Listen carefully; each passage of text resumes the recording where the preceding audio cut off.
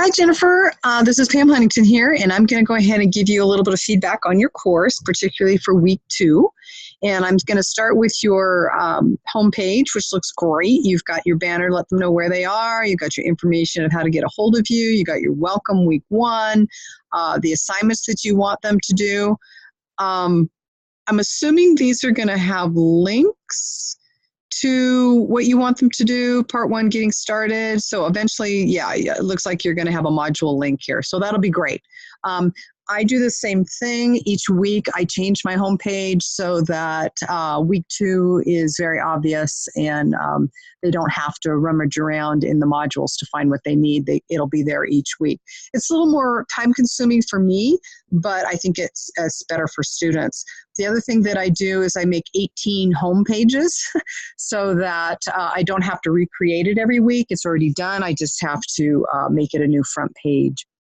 Okay, so here I am in your START module. I think I've already given you information about that and your week 1. So I'm going to skip right to week 2. And it looks like you've got your lectures, 3, part 4, awesome. Chapter 3, supplemental readings.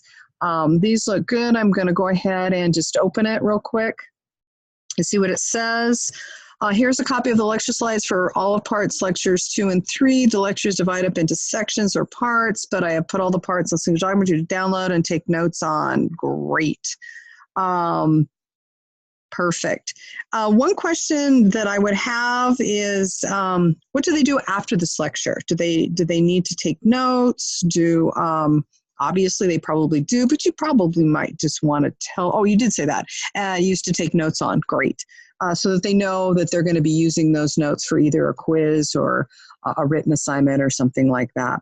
I like that you have lecture part 1 and 2 so that they know that there's 2 parts to it. You're informing them right off the bat that they have things they have to do. The other thing that you might want to tell them, and especially because students use their Canvas app on their phone to do a lot of the work in Canvas, is let them know that they have to scroll so that they can either read the PDF, or I'm assuming they can read the PDF, or they can scroll down, but let them know that they will have to scroll all the way to the bottom to see everything that they need, especially the second video. So maybe just a little disclaimer up here at the top to be sure to scroll all the way to bottom to see. Because again, students, it's not intuitive, even though they should know that this bar is at the top and it's got to go to the bottom. A lot of Canvas courses are designed so they only have to look at the screen before the next button appears. So you just, that's a little disclaimer for them. Going to the second lecture, part 3, Articles of Confederation. Great. So again, you might give them a little more directions about what they need to do. They're going to watch this video, take notes, and they're going to do something with it. So it's always a good idea to have directions rather than just something there so they don't have to figure out what to do. You tell them what to do. Otherwise, they may not do it at all. So, and especially if they're going to need this, because it looks like it's part 3 kind of thing. Okay, again about the scrolling, so I'm moving on. Lecture 2, part 4, same situation. You've given them something to read, but I would like to see some kind of directions about what they need to do and maybe even why they need to do it.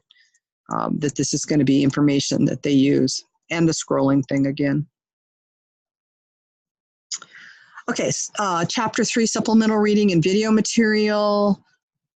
So is this optional? It says supplemental, but I'm not sure if it's optional. So again, more directions. Do I need to do this stuff? Supplemental kind of implies optional. Again, you might want to let them know, scroll to the bottom because there's videos they need to watch. Okay, I'm going to move on here now. Week 2 discussion of chapter 3, choose A or B, complete the discussion. You got 2 questions, group 2.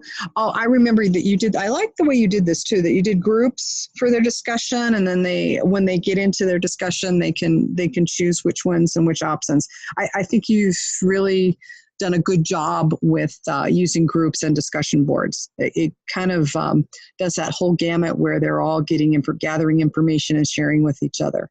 Good use of group work. Quiz 1 study guide.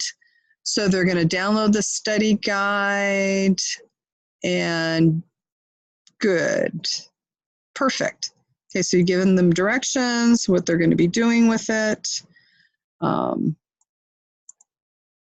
them to download it. Chapter 4, part 1. So I'm assuming this is a new module. Let me go back here. I didn't see any assessments. Did you, besides the discussion board in week 2? They didn't have a quiz. Is it, so I'm thinking that maybe you don't have an assessment each week. Are you just using the assessment of their discussion boards to glean whether or not they took ownership of the material? I'm not sure. And it is text heavy, which is fine. They have to read. But again, I'm thinking maybe we need some kind of other assessment besides the discussion board. You might do something like a Flipgrid, something fun that says something like, hey, what was your favorite, or what was the most interesting thing that you learned of these readings, and get them to share within 60 seconds, something like that. I'm just looking for some kind of assessment to ensure that they did capture the material and that you don't need to review it with them. Sometimes they don't get it and they do need some review. And while the discussion boards are good, it may not be enough. So additionally, I'm looking for non-traditional assessments, and I'm not seeing those either. There's a quiz down here. So I'm just seeing discussion boards and quizzes. I did like that you did have group work, but I'd like to see some fun stuff like we're doing with the Flipgrids and things like that. Anyway, that's my tips and my feedback. I'd be happy to talk with you further on this during a office hour Zoom, or we can Zoom at another time at your convenience. Hopefully it was helpful to you. All right then.